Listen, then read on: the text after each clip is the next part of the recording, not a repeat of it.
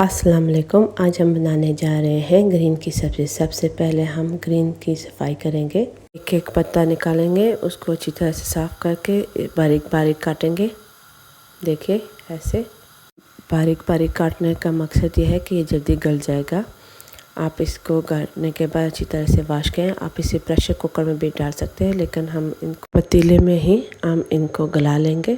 देखिए 1 घंटे के बाद हमारे ये ग्रीन्स गल चुके हैं। अब हम इसकी तड़के की तैयारी करेंगे।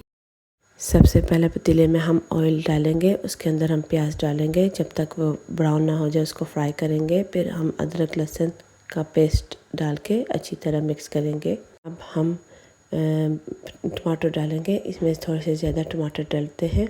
हम टमाटरों को लिक्विड फॉर्म में बना के इसके अंदर डालेंगे। अभी देखिए हम स्पाइसेस डालेंगे।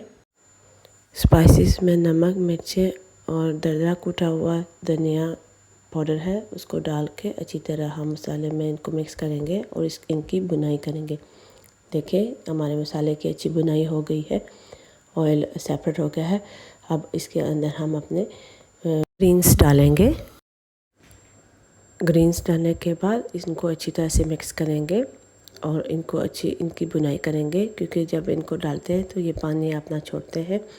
हम इतना इनकी बुनाई करेंगे कि इनका पानी सारा ड्राई हो जाए। देखिए ग्रीन को मसाले डालने के बाद इनको हम हिलाते रहेंगे और लोहे की मदद से ऐसे इनको मैश करने की कोशिश करते रहेंगे, ताकि ये अंदर से अच्छी तरह से मैश हो जाए और एक साग की फॉर्म पे बन जाए। देखिए हमने इतनी बुनाई की है कि इसका पानी ड्राई हो गया है और ऑयल सेपरेट हो गया है। हमने थोड़ा सा ऑयल डाला है, क्योंकि मेरे घर वालों को बहुत ऑयली साग पसंद नहीं है। देखिए कोई पानी नहीं है। इस स्टेज पे आप गरम मसाला डाल के चूल्हे को बंद कर दें। लीजिए हमारे मज़ेदार ब्रिटिश ग्रीन तैयार। आप इसे पराठे या उबले हुए चावल के साथ सर्व कर सकते हैं। शुक्रिया।